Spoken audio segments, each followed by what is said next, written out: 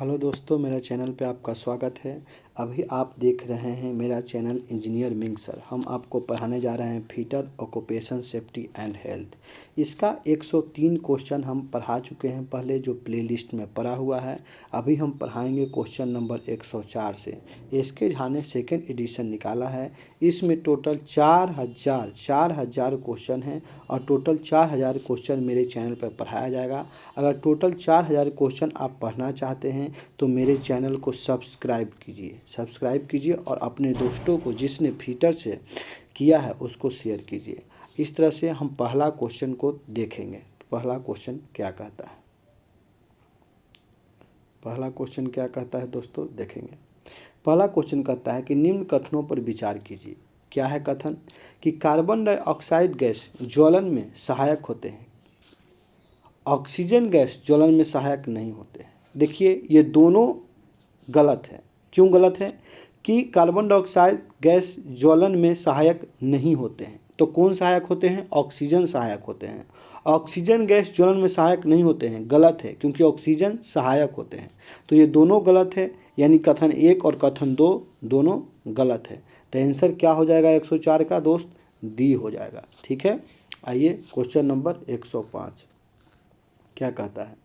Question number 105 कहता है liquefied gas द्वारा लगी आग को बुझाने के लिए किस श्रेणी का आग बुझाने वाला यंत्र उपयुक्त है? अगर आग लिक्विफाइड गैस द्वारा लगी हो तो कैसे बुझाएंगे? डायरेक्ट समझिए, ये पूछ रहा है। तो कैसे बुझाएंगे? ट्राई पाउडर फायर एक्सट्यूसर से। कैसे बुझाएंगे?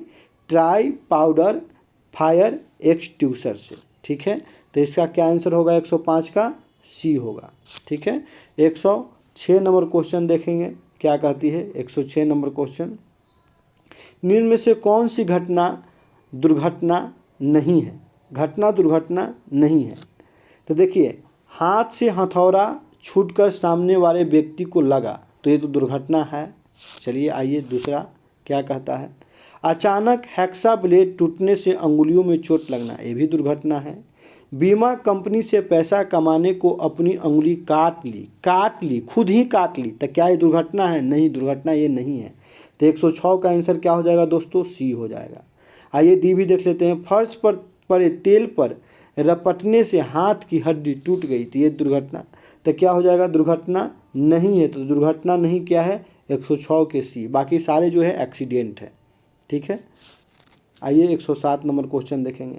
निम्न में से कौन सा उपकरण दुर्घटना का कारण नहीं है? दुर्घटना का कारण नहीं है। ठीक है, तो घिसा हुआ वर्नियर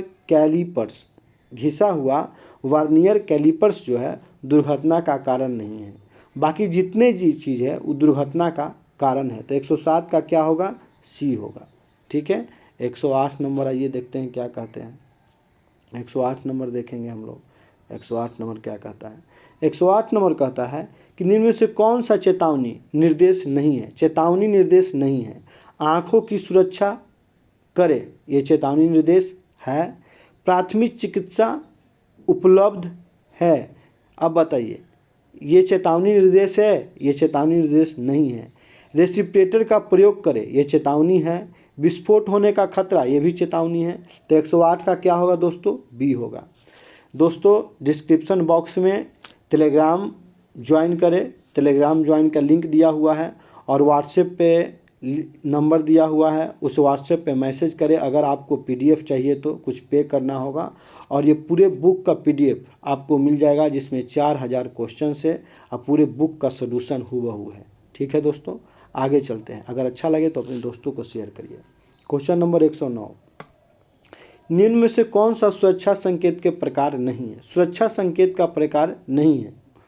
तो निषेधात्मक संकेत प्रकार है, हम लोगों ने पढ़ा है। उपयुक्त संकेत ये नहीं है, उपयुक्त संकेत ये नहीं है। ठीक है, चेतावनी संकेत ये है, सूचनात्मक संकेत ये है। तो 109 का क्या होगा दोस्तों? बी होगा। आइए क्वेश्चन नंबर 110 देखते हैं। ठीक है, 110 क्या कहता है? 110 कहता है कि चलती मशीन पर निम्न में से किसके द्वारा जॉब पर नट चढ़ाने की कोशिश नहीं करनी चाहिए? जॉब पर नट चढ़ाने की कोशिश नहीं करनी चाहिए चलती मशीन पर।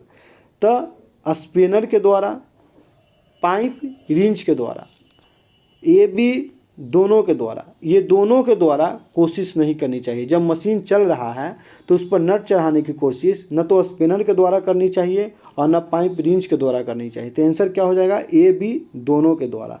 110 का आंसर क्या होगा, सी होगा दोस्तों। आगे चलिए क्वेश्चन नंबर 111। किसी दुर्घटना की स्थिति में पीड़ित व्यक्ति को डॉट डॉट से तुरंत प्राथमिक उपचार प्रदान करना चाहिए। क्या करना चाहिए, तुरंत उसको प्राथमिक उपचार करना चाहिए। तो आंसर क्या होगा 111 का, सी होगा। ठीक है, क्वेश्चन नंबर 112 देखेंगे। 112 क्या कहता है, बेसिक लाइट स्पोर्ट में सम्मिलित प्रक्रिया निम्न में से कौन सी है। वायु मार्ग साफ करना, बेसिक लाइट स्पॉट, साफ पुनः चालू करना, सॉस पुनः चालू करना, दिन में धड़कन पुनः चालू करना, ये सभी क्या आंसर है देख लेंगे। 112 का बोल रहा है, 112 का, तो क्या होगा दोस्तों, ये सभी क्या है, ये सभी स्पॉट में सम्मिलित की प्रक्रिया क्या है, ये सभी, यानी वायु मार्ग साफ करना, सॉस पुनः चालू करना, दिन में धड़कन पुनः चालू करना, ये सभी। ठीक है, 112 का क्या होगा, डी होगा। आइए क्वेश्चन नंबर 113 देखते हैं। 113 क्या कहता है, 113 क्वेश्चन क्या है दोस्तों, बेहोश मिले व्यक्ति के साथ कैसा व्यवहार करेंगे। अगर कोई व्यक्ति रोड पर हमें बेहोश मिलता है तो उसके साथ कैसा व्यवहार करेंगे, देखेंगे कि सांस चल रही है या नहीं। सबसे पहले क्या करेंगे, बेहोश मिला है तो उसको चेक करेंगे कि सांस चल रहा है कि नहीं। तो 113 का क्या होगा, बी होगा। ठीक है, आइए 114 नंबर क्वेश्चन देखते हैं क्या कहता है। 114 है, कृत्रिम श्वास की विधि कौन सी है। तो कृत्रिम श्वास की विधि क्या है, सैफर विधि है, सिल्वेस्टर विधि है, मुंह से मुंह हवा भरना है, ये सभी है, ये सभी है। तो 114 का क्या होगा, डी होगा। अब देखेंगे एक question number 115। Question number 115, first and box को उचित प्रकार से सुसज्जित एवं डॉट रखना चाहिए। क्या रखना चाहिए, डॉट रखना चाहिए। तो क्या रखना चाहिए, आसानी से अभिगम स्थान पर रखना चाहिए। क्या लिख रहा है, फर्स्ट एंड बॉक्स को उचित प्रकार से सुसज्जित एवं आसानी से अभिगम स्थान पर रखना चाहिए। ठीक है, तो आंसर क्या होगा 115 का, सी होगा। दोस्तों डिस्क्रिप्शन बॉक्स में व्हाट्सएप नंबर है, आप उससे जुड़िए, और टेलीग्राम नंबर है उसे ज्वाइन कीजिए। पीडीएफ चाहिए तो मैसेज कीजिए, पीडीएफ आपको मिल जाएगा। आइए क्वेश्चन नंबर 116 देखते हैं। क्वेश्चन नंबर 116, यहाँ पे देखिए क्वेश्चन नंबर 116 आपके स्क्रीन पर आ गई है, आसानी से आप देख पाएंगे। कहता है असाधारण मुख्य उद्देश्य क्या है, अवधारणा का मुख्य उद्देश्य क्या है। ठीक है, अपव्यय को कम करते हुए उत्पादकता को बढ़ाना। ठीक है, तो 116 का आंसर क्या होगा दोस्तों, 1 होगा। अवधारणा का मुख्य उद्देश्य क्या है, अपव्यय को कम करते हुए उत्पादकता को बढ़ाना। 116 के क्या होगा, 1 होगा। इसको थोड़ा पढ़ लेंगे क्या कह रहा है। अवधारणा का मुख्य उद्देश्य यह है कि अपव्यय को कम करते हुए उत्पादकता को बढ़ाना। ठीक है, आगे देखेंगे, संदेशनात्मक और सामान्यकृत बीम जो वस्तुएं तथा परिघटनाओं को ज्ञानेंद्रियों तथा प्रत्यक्ष क्रिया के बिन चेतना में बना रहता है तथा तत्व मीमांसा एवं मस्तिष्क के दर्शन से संबंधित है। ठीक है, आगे चलेंगे 17 नंबर 100, फोम टाइप यंत्र का प्रयोग किया जाता है। जो फोम टाइप यंत्र है उसका प्रयोग कहाँ पे किया जाता है, तब पेट्रोल से लगी आग पर किया जाता है। कहाँ किया जाता है, पेट्रोल से लगी आग पर। 117 का क्या होगा, बी होगा। आइए 118 नंबर देखते हैं क्या कहता है। झटके लगे व्यक्ति को क्या नहीं पिलाना चाहिए। जिस व्यक्ति को बिजली से झटका लग जाया है उसको क्या नहीं पिलाना चाहिए, तो लिक्विड का कोई भी सामान नहीं पिलाना चाहिए, जैसे पानी, चाय, दूध, उपयुक्त में से कोई नहीं। तो इसमें से कोई भी चीज़ उसको नहीं पिलाना चाहिए। तो 118 का क्या होगा दोस्तों, डी होगा। आइए क्वेश्चन नंबर 119 देखते हैं। 119, मानव शरीर पर बिजली के झटके का प्रभाव निम्नलिखित पर निर्भर करता है। किस पर निर्भर करता है, तो लाइन वोल्टेज पर निर्भर करता है। 119 का क्या होगा, तो 1 होगा। 119 का क्या होगा, 1 होगा।